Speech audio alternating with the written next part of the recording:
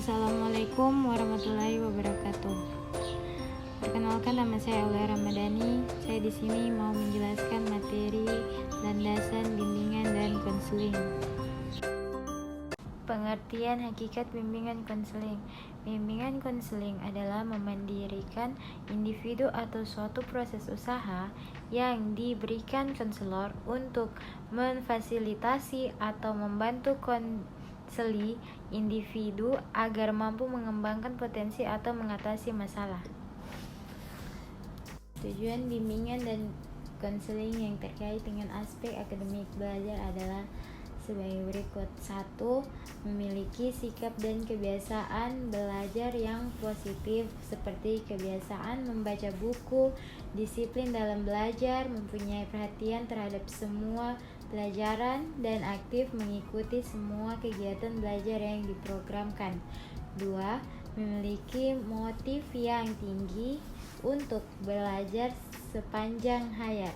3. Memiliki keterampilan atau teknik belajar yang efektif seperti keterampilan membaca buku, menggunakan kamus, mencatat pelajaran, dan mempersiapkan diri menghadapi ujian. 4.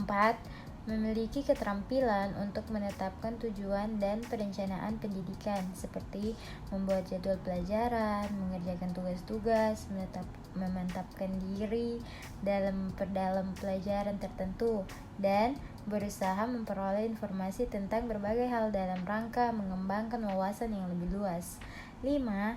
Memiliki kesiapan mental dan kemampuan untuk menghadapi ujian. Dan selanjutnya yaitu orientasi bimbingan konseling. Orientasi bimbingan konseling itu yang dimaksud di sini ialah pusat perhatian. Misalnya seseorang berorientasi terhadap ekonomi dalam pergaulan, maka ia akan menghitung untung rugi yang dapat ditimbulkan oleh interaksi dengan orang lain. Dalam orientasi ini terdiri dari orientasi perorangan, orientasi perkembangan, dan orientasi permasalahan. Orientasi perorangan ini yaitu bimbingan dan konseling menghendaki agar konselor menitik beratkan pandangan pada siswa secara optimal. Dan orientasi perkembangan yaitu orientasi dalam bidang bimbingan dan konseling menekankan peran perkembangan yang terjadi pada saat ini dan yang akan terjadi pada diri individu di masa yang akan datang.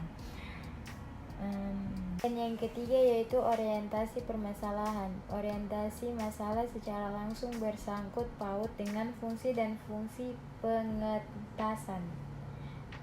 Dan yang selanjutnya yaitu ruang lingkup bimbingan dan konseling.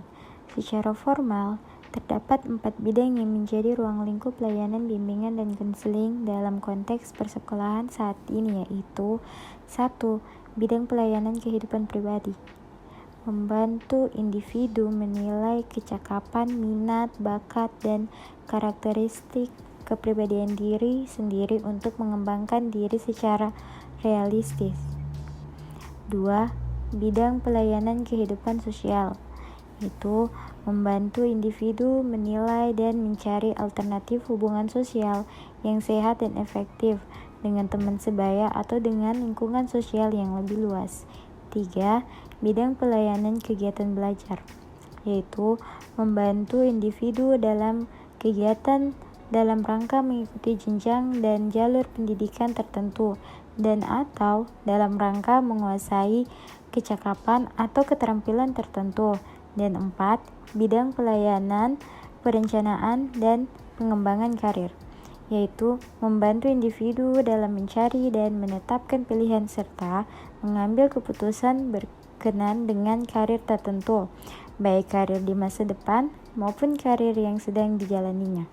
Dan pembahasan selanjutnya itu tentang kesalahpahaman dalam bimbingan dan konseling. Kesalahpahaman yang sering diupayakan di lapangan antara lain adalah sebagai berikut. 1. Bimbingan dan konseling disamakan saja dengan atau dipisahkan sama sekali dari pendidikan. 2. Konselor di sekolah dianggap sebagai polisi sekolah. 3. Bimbingan dan konseling dianggap semata-mata sebagai proses pemberian nasihat. 4. Bimbingan dan konseling dibatasi pada hanya menangani masalah yang bersifat insidental. Bimbingan dan konseling dibatasi hanya untuk klien-klien tertentu saja.